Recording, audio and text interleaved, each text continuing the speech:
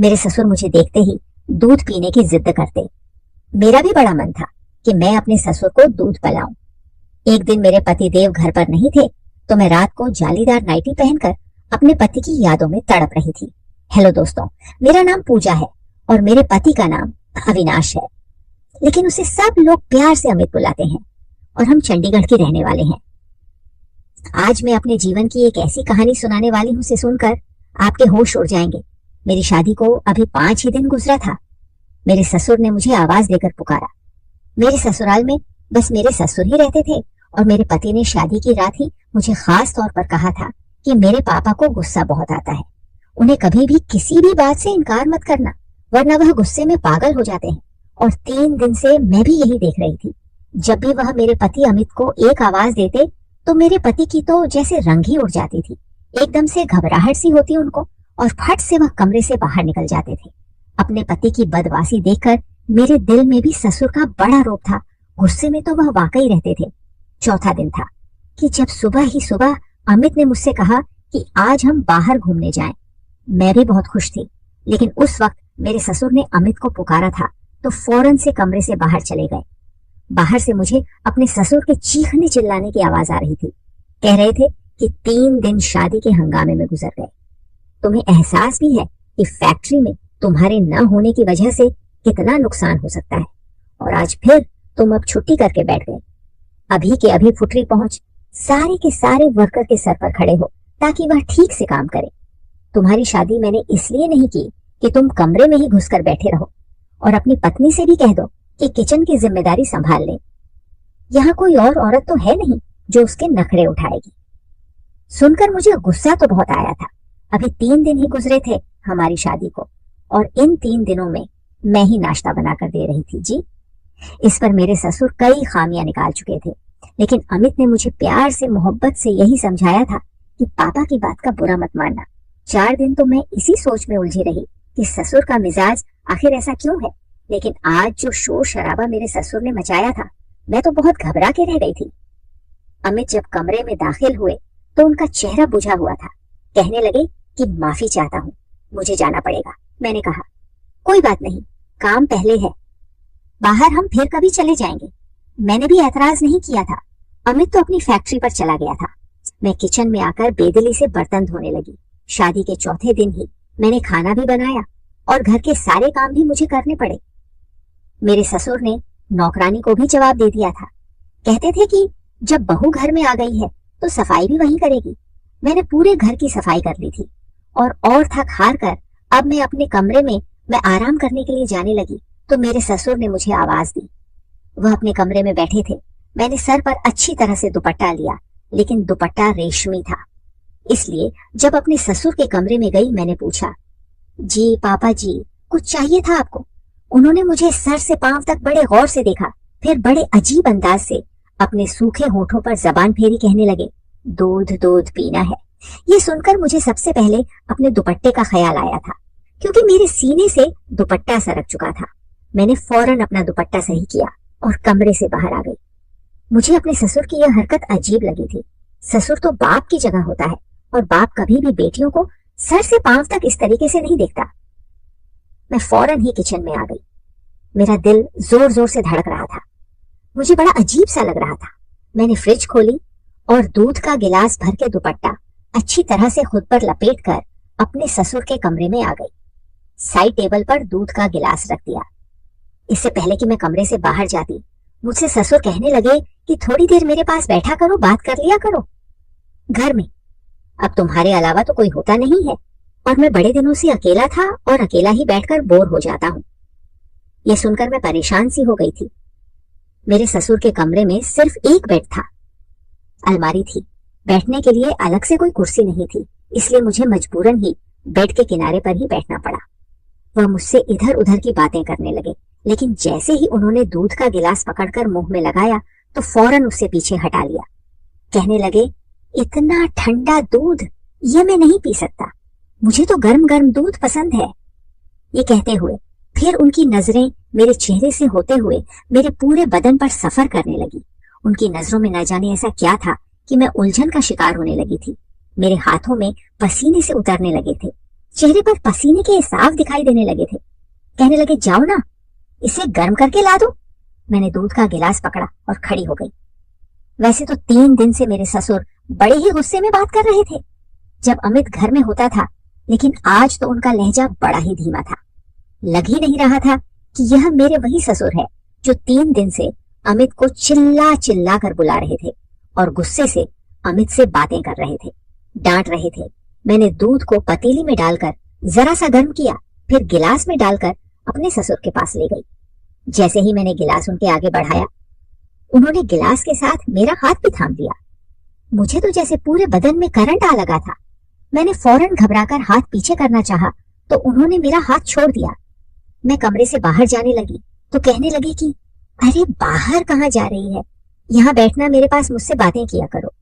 ये तन्हाई का सांप तो मुझे अब और भी ज्यादा डसने लगा है। यह कहकर ससुर ने ठंडी आह भरी। मुझे अब और भी ज्यादा अजीब सा लग रहा था। मुझे तो उनकी बातें सुनकर अजीब सा महसूस होने लगा था। फिर कहने लगे, तुमने शादी के अगले दिन जो काले रंग का फैंसी ड्रेस पहना था बड़ा जम रहा था, तुम पर आज शाम वही पहन लेना। यह सुनकर भी मुझे बुरा लगा था। यह फरमाइश तो अमित को मुझसे करनी चाहिए थी ना, कि मेरे ससुर को। अब तो मेरे सर ने रोज का तमाशा ही पकड़ लिया था। जब अमित ऑफिस जाता तो मेरे ससुर मुझे अपने कमरे में बुला लेता, मुझे अजीब नजरों से देखता, बार बार अपने सूखे होठों पर जबान फेरने लगता, फिर कहता, मुझे दूध पीना है, मुझे दूध गर्म करके दो। मैं दूध का गिलास देकर जाने लगती तो मेरा हाथ पकड़ लेता, कहता, मेरे पास बैठकर मुझसे बातें किया करो। मैं भला क्या बातें कर सकती थी। मैं काम के बहाने बनाकर निकलने लगती कि मुझे खाना बनाना है, बर्तन धोने हैं। असल में मुझे यह सब अच्छा नहीं लगता था। अब मेरा दिल बेचैन सा होने लगा था। सोच रही थी मुझे अमित से बात करनी चाहिए, लेकिन कैसे करती। वह तो अपने बाप के सामने एक शब्द नहीं बोलता था। बस सर झुकाई जी, पापा ही कहता रहता था। एक दिन मैं किचन का सारा काम कर रही थी कि मेरा ससुर अचानक से किचन में आ गया, मुझे पीछे से पकड़ लिया, झटके से टेबल से लगा दिया और पीछे से ही मेरी, और फिर जो कुछ मेरे साथ किया, मैं अपनी इज्जत बचाकर अपने कमरे में चली गई। अपने कमरे का दरवाजा भी बंद कर दिया, कुंडी लगा दी, बेड पर बैठ गई। बेचैनी मुझ पर बुरी तरह से सवार थी। मेरा पूरा वजूद कांप रहा था। मैं सोच भी नहीं सकती थी कि मेरा ससुर मेरे साथ ऐसा भी कोई हरकत कर सकता है। मेरी आंखों से आंसू बहने लगे थे। मैं सोच चुकी थी कि मैं अमित से बात करूंगी। मैंने पूरा दिन कोई काम नहीं किया था, अपने आप को कमरे में बंद कर चुकी थी। कई बार मेरा ससुर मेरे कमरे का दरवाजा खटखटा चुका था कि उसे भूख लगी है, मैं उसे खाना दूं, लेकिन मैंने उसे कुछ नहीं दिया। मेरी जगह कोई भी होता तो यही सब कुछ करती जो कि मैंने किया था। रात को मेरा दरवाजा जोर से खटखटाया गया था। अमित थे कहने लगे, रवीना दरवाजा खोलो, ये क्या बदतमीजी है, क्यों तुम सुबह से दरवाजा बंद किए कमरे में बैठी हो। अमित की आवाज सुनकर ही मैंने दरवाजा खोला था। जैसे ही मैंने दरवाजा खोला तो दोनों बाप बेटे मुझे गुस्से से देख रहे थे। कहने लगे, तुम्हें जरा भी एहसास और शर्म नहीं है। मेरा बाप सुबह से भूखा बैठा हुआ है और तुमने इन्हें रोटी तक नहीं दी। इन्हें शुगर की बीमारी है। अगर उनकी तबीयत खराब हो जाती तो इसकी जिम्मेदार कौन होता। मैंने कहा कि मैं उनकी जिम्मेदारी नहीं संभाल सकती, बेहतर है कि आप कोई और इंतजाम कर लीजिए। मेरा यह कहना था कि अमित गुस्से से भरा उठा। कहने लगा, यह क्या बदतमीजी है। पीछे से मेरे ससुर कहने लगे, देख रहे हो, तुम अभी 7 दिन नहीं हुए हैं और इसने अपने रंग भी दिखाने शुरू कर दिए हैं। मुझे पहले ही पता था कि यह लड़कियां शादी के बाद ऐसा ही करती हैं और अलग होने के सपने पहले ही आंखों में सजा लेती हैं। मेरा पति कहने लगा कि आज तो तुमने यह बात कह दी है, पूजा आइंदा से अगर कहा तो हाथ में तलाक का पेपर पकड़ा कर तुम्हें विदा कर दूंगा। यह सुनना था कि मेरा रंग उड़ा था। मेरे पापा पहले से ही 7 बेटियां थी और वह शरीफ इंसान थे। बड़ी मुश्किल से ही दहेज इकट्ठा करके एक एक बेटी की शादी कर रहे थे। मेरी माँ भी मुझे विदा करने के वक्त बोल चुकी थी कि कभी भी लड़कर हमारे घर पर वापस मत आना, अपने पति और ससुर की हर बात मानना और अपना घर बसाने की कोशिश करना। लेकिन जो कुछ मेरा ससुर चाहता था वह मैं नहीं कर सकती थी। उसकी हरकतें और बिन बात की गुस्ताखियां दिन पर दिन बढ़ती जा रही थी। उस वक्त अमित जीतने गुस्से में थे। मैं अगर बताती तो यकीनन मुझे ही झूठ कह देते।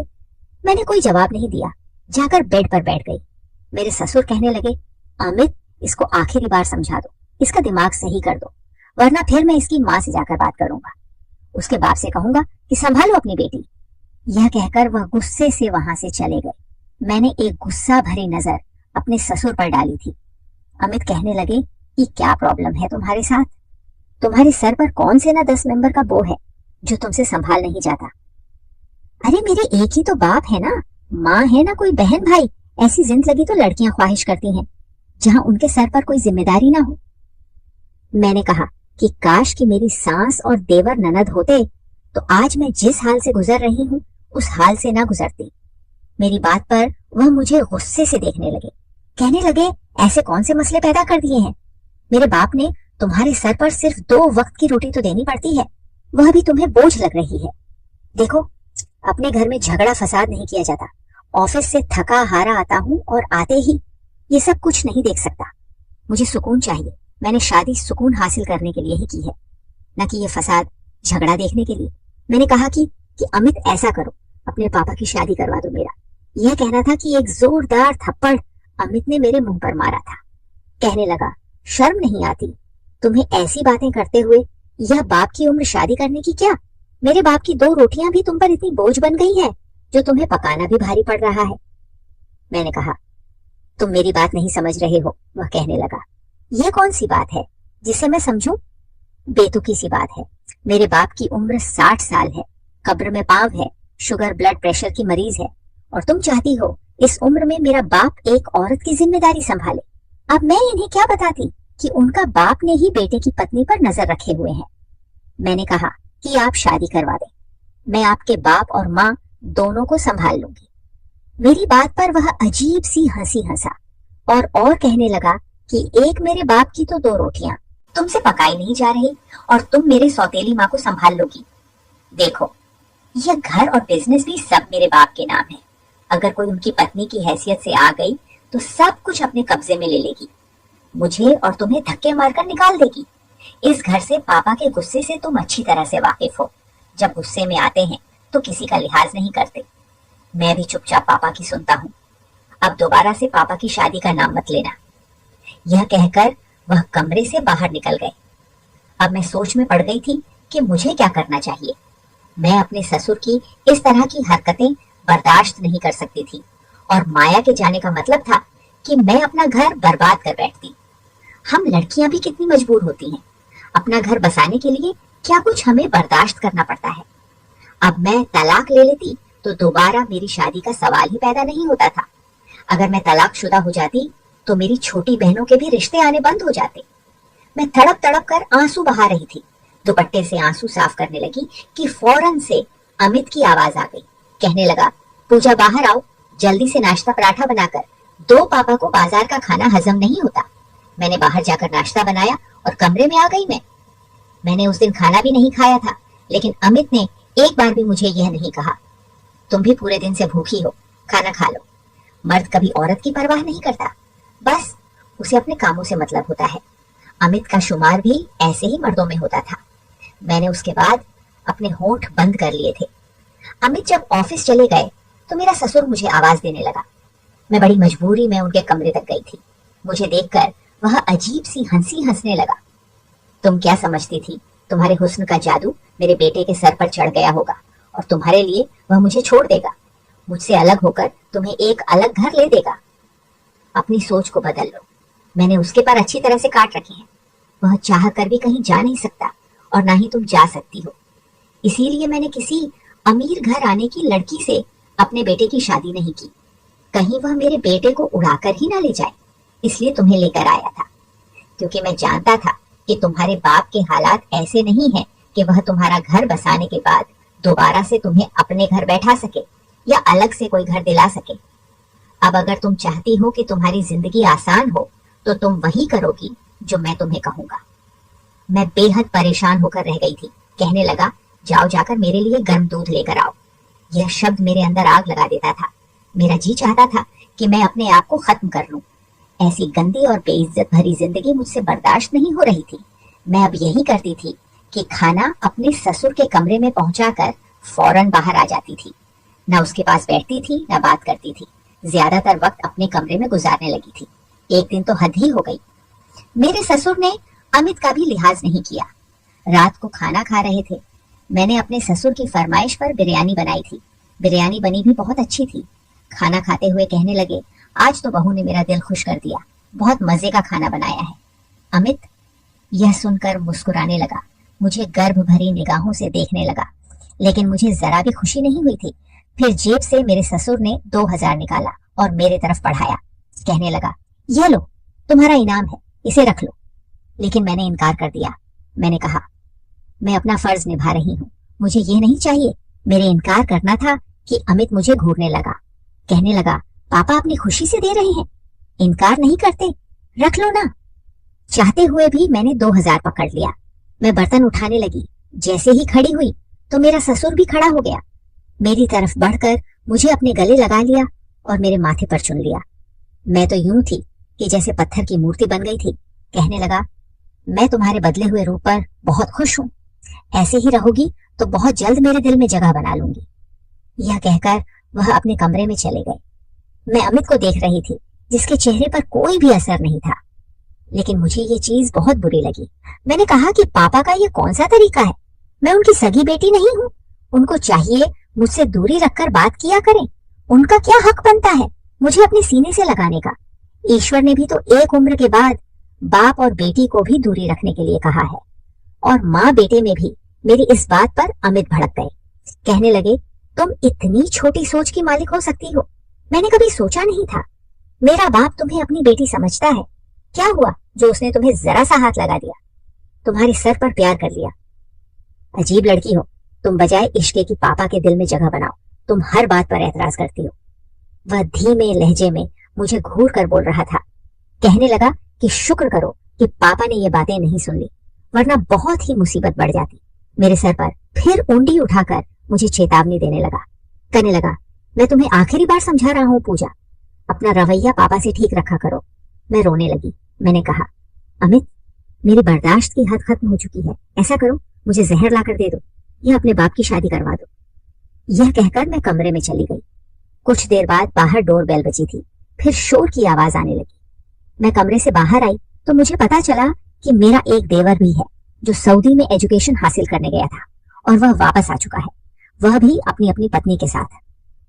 मेरे देवर ने वहीं शादी कर ली थी और मेरा ससुर उससे नाराज था, इसलिए उसे घर आने की इजाजत नहीं दी थी और न ही इस बात का हमें कुछ मालूम था कि अमित का कोई भाई भी है। मैं उन दोनों पति पत्नी को देखकर हैरान थी। मेरे ससुर अभी भी गुस्से में खड़े थे। कहने लगे, अगर अपनी मर्जी से शादी की थी तो फिर उसे यहाँ वापस क्यों लाए हो? वहीं रहते। वह हाथ जोड़कर माफी मांगने लगा। फिर अमित ने भी कहा कि पापा गुस्सा जाने दीजिए, जो होना था वह हो चुका है, कमलेश को गले लगा लीजिए। बहरहाल अब मेरी देवरानी भी आ चुकी थी। काफी खूबसूरत सी दुबली पतली सी लड़की थी। मैं भी शुक्र की कि अब घर में अकेली मैं नहीं हूँ। मेरी देवरानी काफी खुश मिजाज और बानी किस्म की लड़की थी, मेरे साथ घुल मिल गई थी। कमलेश अमित के साथ फैक्ट्री जाने लगा था। मेरे ससुर का ध्यान मुझे हटकर अब देवरानी की तरफ हो गया था। एक रात खाना खाने के दौरान कहने लगे कि अब मेरे सारे काम छोटी बहू करेगी। वह भी खुशी खुशी तैयार हो गई। कहने लगी, ठीक है पापा, आपको जो भी चाहिए होगा आप मुझे मांगा करें। कमलेश भी यह सुनकर मुस्कुराने लगा। लेकिन कुछ दिन गुजरे थे कि एक बार मेरी देवरानी जी आज अब ससुर के कमरे से बाहर आई तो बड़ी बदहवास थी। बार बार अपने चेहरे का पसीना पूछ रही थी। मैं समझ सकती थी कि वह किस तकलीफ से गुजर रही है। किचन में जाकर चुपचाप बर्तन धोने लगी। मैंने पूछा, क्या हुआ? तो कहने लगी, मुझे पापा की आदत बड़ी अजीब लगती है। अजीब नजरों से देखते हैं, कभी हाथ पकड़ लेते हैं, कभी झटके से गले लगा लेते हैं, कभी अपना अजीब सी बातें करते हैं जिसे सुनकर मेरे कानों की लो तक लाल हो जाती है। कहने लगी, मैं तो कमलेश से बात करूंगी। वह तो कहते थे कि उसके पापा बहुत अच्छे हैं, लेकिन यह तो बात बात पर मुझे अपने करीब करते हैं, मुझे अपने पास लेने की कोशिश करते हैं। मुझे यह सब अच्छा नहीं लगता। मैंने कहा कि यह दोनों भाई कभी भी अपने बाप की बात नहीं टाले गए। मैं भी इस तकलीफ से गुजर रही थी, लेकिन अमित ने मेरी कभी नहीं सुनी। वह कहने लगी, लेकिन मैं तो कमलेश से साफ कह दूंगी, अगर पापा ने यही रवैया रखा तो मैं उसे कहूंगी कि अलग घर में वही झगड़ा फिर से शुरू हुआ था जो कि मेरे और अमित के बीच हो रहा था। कमलेश कहने लगा कि मैं तुम्हारे साथ 2 साल बाहर देश अकेले ही रह चुका हूँ, अब मेरे घर तुम क्या आए हो? 4 दिन पापा को रोटी क्या बनाकर देनी पड़ी? तुमने एक नया ड्रामा शुरू कर दिया है। वही बहस हुई थी जो अमित की मेरे साथ होती थी। जया डिवोर्स मांगने लगी थी। उस रात अमित जब कमरे में आया तो काफी चुप चुप सा था। मैंने कहा कि अमित, अभी भी आप यही कहेंगे कि मैं गलत थी। जो शिकायत मुझे पापा से थी वही आज जया को भी है। इसका मतलब कहीं ना कहीं तो पापा भी गलत है। मैं आपसे सच कह रही हूँ, इन्हें एक पत्नी की जरूरत है। बेशक उनकी उम्र 60 साल की है। आपको तो चाहिए था कि अपनी मम्मी की मृत्यु के कुछ साल बाद ही उनकी शादी करवा देते, ताकि वह हमें सच में बेटियां ही समझ दे। मेरी बात शायद अब अमित की अक्ल में आई थी। एक बार उन्होंने पापा से दूसरी शादी के लिए कहा तो पहले तो वह नाराज हुए। कहने लगे, मैं इस उम्र में शादी करूंगा? क्या तुम लोगों का दिमाग खराब है? अमित ने कहा कि एक विधवा औरत है, अगर आप सहारा देंगे तो इसमें कोई हर्ष की बात नहीं है। वह औरत भी 40 से 50 साल की है और भाइयों के रहमो कर्म पर बड़ी मुश्किल की जिंदगी गुजार रही है। पहले तो पापा ने नखरे खाए, लेकिन फिर 2-4 दिन बाद खुद ही कहने लगे कि ठीक है, मैं उससे शादी कर लेता हूँ। कुछ दिनों में ही उससे मेरे ससुर की शादी हो गई थी और इससे यह फर्क पड़ा कि घर का माहौल का काफी हद तक बेहतर हो चुका था। अमित मुझे खुद कहते थे कि तुमने ठीक कहा था, पापा को एक पत्नी की ही जरूरत थी। मेरी नई सास ससुर का बहुत ख्याल रखती थी। अब मेरे ससुर की हम पर बेबागी नहीं उठती थी। हमारे समाज में यह चीज भी बहुत आम हो गई है कि अगर बाप की उम्र ज्यादा हो जाए तो औलाद उन्हें दूसरी शादी नहीं करने देती, और जिसकी वजह से ऐसी मुश्किल का सामना आने वाली बहू को करना पड़ता है, जैसे कि मुझे और जिया को करना पड़ा था। दोस्तों, कहानी कैसी लगी कमेंट करके जरूर बताएं। वीडियो को लाइक, चैनल को सब्सक्राइब जरूर करें।